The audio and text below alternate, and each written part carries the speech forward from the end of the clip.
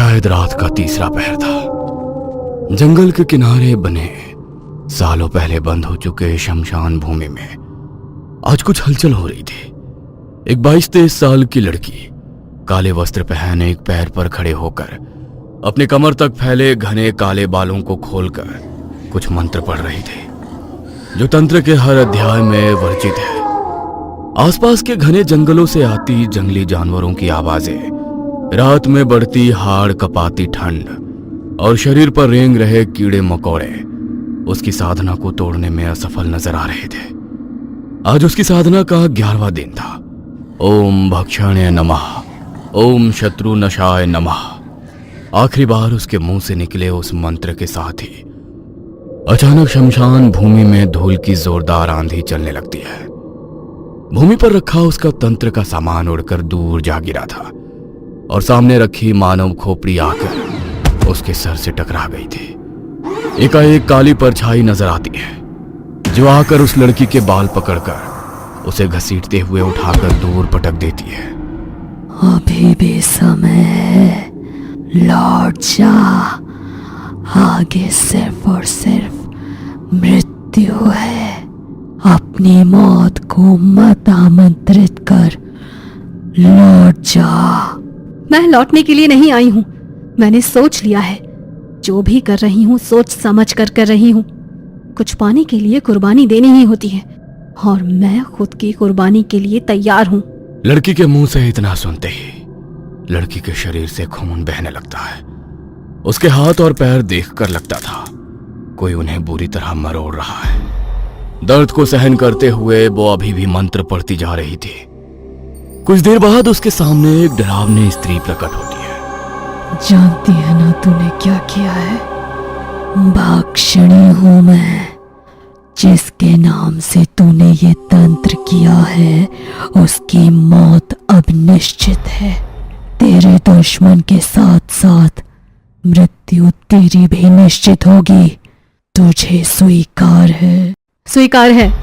लड़की के इतना कहते ही वो स्त्री धुएं के बवंडर में बदलकर पास में रखी कच्ची मिट्टी के मटकी में समा जाती है और वो हांडी खुद ब खुद हवा में लड़की के साथ साथ चलने लगती है।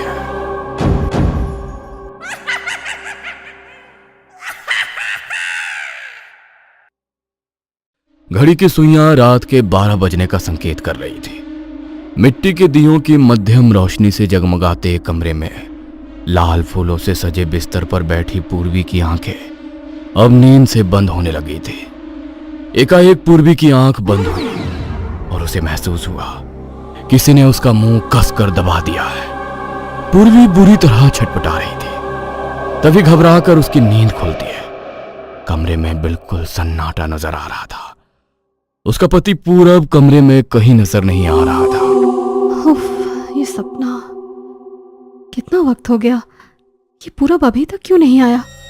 दुल्हन के लाल जोड़े में सजी पूर्वी अपने बिस्तर से नीचे उतरती है और घूंघट में से ही पूरब को पुकारते हुए हवेली में एक कमरे से दूसरे कमरे में जाने लगती है। अचानक ही एक कमरे के दरवाजे पर पहुंचकर उसके कदम ठिठकते हैं। कमरे का दरवाजा हल्का सा खुला था और भीतर से कुछ अजीब आवाजें सुनाई पड़ रही थी। कुछ अजीब दुर्गंध भी कमरे के धुएं के साथ बाहर आ रही थी। इससे पहले कि पूर्वी अंदर जाती, उसे अपने कंधे पर एक गर्म हाथ महसूस होता है। डरा दिया तुमने। कहाँ थे तुम? बहुत जल्दी में है मेरी दुल्हन। बस तुम्हारे पास ही आ रहा था। आज की रात तुम्हें छोड़कर जा भी कहाँ सकता हूँ। कब से वेट कर रही थी। तुम थे कहाँ और यहाँ इतना अंधेरा क्यों है? ये जगह कुछ अजीब नहीं है? आज की रात कोई सवाल जवाब नहीं, बस तुम और मैं। कल सुबह तक तुम सब जान जाओगे। पूरब ने एक कमरे में जल रहे दीपक बुझा दिए और पूर्वी को गोद में उठाकर उसके बिस्तर तक ले आया। कुछ देर बाद पूर्वी बिस्तर पर बेफिक्र होकर गहरी नींद में सोई हुई थी, लेकिन पूरब वो अब बिल्कुल बदला हुआ नजर आ रहा था। उसकी आंखों में मानो खून उतर आया था। उसने अपने शरीर पर काले वस्त्र पहन रखे थे, माथे पर काली राख मल रखी थी, आंखों में गहरा काजल और चेहरे पर किसी कसाई जैसी निष्ठुर भाव। उसने पूर्वी को उठाकर जमीन पर लिटाया कुछ देर मंत्रोच्चार किया और फिर अग्निकुंड के पास रखे खंजर से उसका सर धड़ से अलग कर दिया। इसी के साथ पूरब के हंसी की आवाज से वह हवेली गूंज उठी। इस घटना को कई महीने बीत गए थे। पूर्वी का कुछ पता नहीं चल रहा था। शहर में उसकी रूममेट मेघा यूं अचानक पूर्वी के गायब हो जाने से बहुत परेशान थी। पूर्वी अपनी बहन निष्ठा से बहुत क्लोज थी। मुझे पूरा यकीन है निष्ठा को जरूर पता होगा कि पूर्वी कहाँ है और किस हाल में है। आई थिंक मुझे उससे बात करनी चाहिए। पूर्वी के बारे में कुछ पता है क्या? आई मीन वो अचानक से अपना सामान छोड़कर चली गई, उसने बताया भी नहीं। हाँ, वो अभी शायद तुम्हारे साथ नहीं होगी। उसने बताया होगा ना कि शादी करने वाली है। Thank God. मुझे पता नहीं क्यों बहुत अजीब अजीब से ख्याल आ रहे थे। उसका फ़ोन भी नहीं लग रहा है। बात करवा सकती हो क्या? शादी हो गई उसकी? मुझे पूर्वी के बारे में जितना बताना था मैंने बता दिया। आगे से उसे कांटेक्ट करने की कोशिश मत करना, सबके लिए वही अच्छा होगा। निष्ठा के यूं अजीब बर्ताव ने मेघा को उलझन में डाल दिया था। क्या चल रहा है यार? पूर्वी ने भी कभी पूरब से मिलवाया नहीं। मुझे पता भी नहीं वो दिल्ली में कहाँ रहता है। फोन ट्राई करती हूँ। पूरब, मैं मेघा, पूर्वी की रूममेट। पूर्वी से बात हो सकती है क्या? मैं नहीं जानता पूर्वी कहाँ है। उसने मुझे ऐसा धोखा दिया कि मैं आज तक उससे उबर नहीं पाया हूं। हम गांव में जाकर शादी करने वाले थे, लेकिन शादी के दिन वो पहुंची ही नहीं। मैं उसका इंतजार करता रहा और मेरा इंतजार उसके बाद कभी खत्म ही नहीं हुआ। उसका फोन भी नहीं लग रहा था। मुझे पूरा यकीन है उसकी बहन ने ही उसे रोका होगा। वो नहीं चाहती थी हमारी शादी हो। मेरा तो मन अब जीने का ही नहीं करता। मन करता है अपनी जान दे दूं।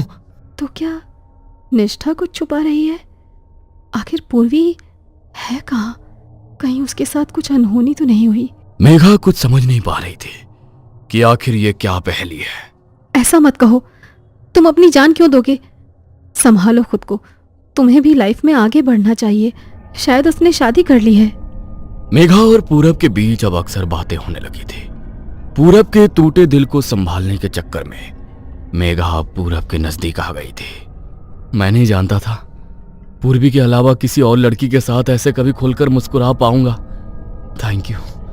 थैंक यू मुझे समझने के लिए। पूरब को कंधा देते देते कब वो उसे पसंद करने लगी थी उसे एहसास ही नहीं हुआ था। समझ ही नहीं आता कैसे कहूं। पता नहीं था कोई पूर्वी से भी ज्यादा खास हो जाएगा मेरे लिए। आई लव यू मेघा, तुम बहुत अच्छी लड़की हो। क्या मेरे साथ शादी करोगी? पूरब, तुम इतने स्वीट हो, तुम्हें कोई भी लड़की मना नहीं कर सकती। पूर्वी की तरह धोखा तो नहीं दोगी ना? बिल्कुल नहीं। सच्चा प्यार सबके नसीब में नहीं होता और शायद हमारा मिलना लिखा होगा। तभी तो आखिरी समय में पूर्वी शादी से भाग गई। अगले महीने की एकादशी को पूरब मेघा को लेकर पहाड़ों में बने बंगले पर ले जाता है। तुम तैयार हो जाओ, मैं शादी की तैयारियां करता हूँ। पंडित जी नहीं आए? यहाँ पंडित शादी नहीं करवाते, समझ जाओगी जल्दी। पूरब ने अग्निकुंड प्रज्वलित कर लिया था। सामने एक बड़ा सा पत्थर रखा हुआ था जिस पर खून जैसा कुछ लगा हुआ था। वहीं पास में काले रंग की धोती पहनकर पूरब कुछ अजीब से मंत्र पढ़ रहा था। एकाएक उसे आंगन से कुछ गिरने की आवाज सुनाई देती है। पूरब चौंक कर बाहर जाकर देखता है तो वहां उसे मिट्टी की हांडी टूटी हुई नजर आती है। ये हांडी यहाँ कैसे आई? पूरब उस हांडी के नजदीक जा पाता इससे पहले उसे पायल की छम छम सुनाई पड़ती है। लगता है मेघा तैयार हो गई। जैसे ही मेघा का हाथ अपने हाथों में लेकर वो मंत्र पढ़ना शुरू करता है उसे एक जोरदार झटका महसूस होता है। ये कैसा संकेत है? क्या यहाँ कोई शक्ति है जो हम दोनों के बीच आ रही है? मुझे जल्दी ही ये सब खत्म करना होगा। पूरब ने जल्दी जल्दी मंत्र समाप्त किए और फिर मेघा को गले में माला पहनाकर उसे अपनी पत्नी बना लिया। बिस्तर पर मेघा घूंघट लिए बैठी थी। तभी पूरब उसके नजदीक आता है और घूंघट उठा देता है, लेकिन सामने का नजारा देख उसके पांव तले जमीन खिसक जाती है। कौन हो तुम? यहाँ कैसे आई? मेघा कहाँ है? मेरे साथ ही विवाह हुआ है तुम्हारा। अब तेरे शरीर और आत्मा पर मेरा अधिकार है। ये नहीं हो सकता। मैंने तो मेघा को माला पहनाई थी। क्या हुआ, मेरे करीब नहीं आओगे? अगर तुम करीब नहीं आओगे तो ये विवाह संपन्न कैसे माना जाएगा? पूरब आंखें बंद करके मंत्र पढ़ना शुरू करता है। तभी भक्षणी अपने असली रूप में आ जाती है और सीधा पूरब का गला दबा देती है। पूरब के मुंह से शब्द ही नहीं फूट रहे थे, उसकी आंखें बाहर निकल आई थी और शरीर ढीला होने लगा था। भक्षणी ने पूरब का गला छोड़ दिया और अगले ही पल एक खूबसूरत कामिनी स्त्री का रूप ले लिया। उसकी बड़ी बड़ी आकर्षक आंखें, खूबसूरत चेहरा और मादक मुस्कान देखकर पूरब अपने होश खो बैठा था। सम्मोहन में पड़कर वो उसकी ओर खींचा चला जाता है। कमरे में अंधेरा छा जाता है और कमरे का दरवाजा अंदर से बंद हो जाता है। यह पहली बार था जब शादी के बाद दुल्हन के साथ रात बिताने के बाद पूरब ने उसकी बलि ना दी हो। अगली सुबह पूरब बिस्तर पर लेटा हुआ था। वो पूरी ताकत लगाकर बिस्तर से हिलना चाहता था, लेकिन ना वो हिल सकता था, ना उसकी आवाज गले से बाहर आ रही थी। बेबसी में उसके आंखों से आंसू लुढ़क कर गाल पर आ जाते हैं। तभी उसे कमरे में छत के पंखे पर वही डरावनी छाया लटकती नजर आती है, जो जोर जोर से हंस रही थी। तू तो तंत्र का इतना बड़ा पुजारी है, जानता ही होगा भक्षणी क्या होती है। भक्षणी वो काली शक्ति जो जिस पुरुष के साथ संबंध बनाती है उसी का रक्त पीकर अपना पोषण करती है। अब से हर रात तू मेरे साथ रहेगा। तेरे शरीर का कतरा कतरा खून पीकर मैं अपनी प्यास बुझाऊंगी। तभी कमरे का दरवाजा खुलता है और निष्ठा कमरे में दाखिल होती है। बहुत खूबसूरत खेल रचा तूने। भोली भाली लड़कियों से शादी करके उनकी बलि चढ़ाने के बाद क्या सोचा था, अमर हो जाएगा? लेकिन कहते हैं ना, हर पापी के पाप का घड़ा एक दिन भर ही जाता है। तूने प्लानिंग तो बहुत अच्छी की थी, लेकिन मेरी बहन पूर्वी ने तुम दोनों की शादी में गलती से मुझे भी बुला लिया था। जिस समय मैं हवेली पहुंची, मैंने अपनी बहन की दिल दहला देने वाली चीख सुनी। जब मैं अंदर आई तो तुझे शैतान के सामने किसी राक्षस की तरह पूर्वी का खून पीकर नाचते देख मैं समझ गई थी कि तू कोई आम आदमी नहीं है। इसीलिए मैंने तेरे बारे में जानकारी निकालना शुरू किया।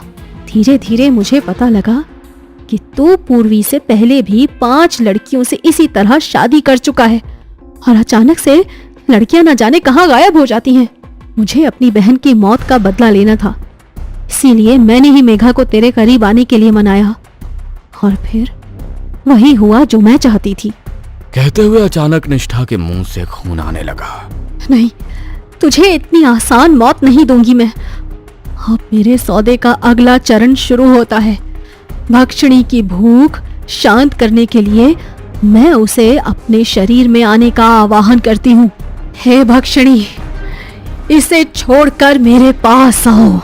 ये क्या कर रही हो? अरे भुगतने दो ना इसे इसके कर्म। तुम क्यों अपनी जान पर खेल रही हो? हम अब यहाँ से चलते हैं। अब देखते हैं इसका शैतान इसे कैसे बचाता है। नहीं, ये अब बिस्तर से हिल भी नहीं सकता। इसके शरीर पर जो जख्म है ना, उसके लिए इसे ना दवा मिलेगी और ना ही पेट भरने के लिए खाना। यूं ही बिस्तर पर लेटकर भूख प्यास से तड़पेगा ये। उसके जख्मों में कीड़े रेंगेंगे। मैं इसके शरीर पर शहद का लेप लगाकर जाऊंगी ताकि चींटियां इसे खतरा खतरा नोचें। हर पल अपनी मौत की दुआ मांगे ये, लेकिन इसे मौत भी नहीं आएगी। मेघा निष्ठा को रोकने की बहुत कोशिश करती है, लेकिन निष्ठा जमीन पर बैठकर मंत्र पढ़ने लगती है। अगले ही पल भक्षणी आकर निष्ठा के शरीर में समा जाती है। निष्ठा का शरीर नीला पड़ने लगता है। उसके शरीर पर जख्म उभरने लगते हैं और वो दर्द से कराहने लगती है। मेघा, तू जा, मेरा वक्त खत्म हुआ, जा। मेघा के वहां से निकलते ही हवेली के दरवाजे हमेशा के लिए बंद हो जाते हैं और कुछ ही देर में भक्षणी निष्ठा के शरीर का कतरा कतरा खून पीकर उसे एक सूखी लकड़ी जैसा बना देती है। अगले 1-2 दिन में निष्ठा की मौत हो जाती है। निष्ठा तो आजाद हो गई थी, लेकिन पूरब वो रो रो कर अपने लिए मौत मांग रहा था, लेकिन उसकी वो पुकार सुनने वाला वहां कोई नहीं था, क्योंकि उसे अभी अपने कर्मों की सजा भुगतना बाकी था।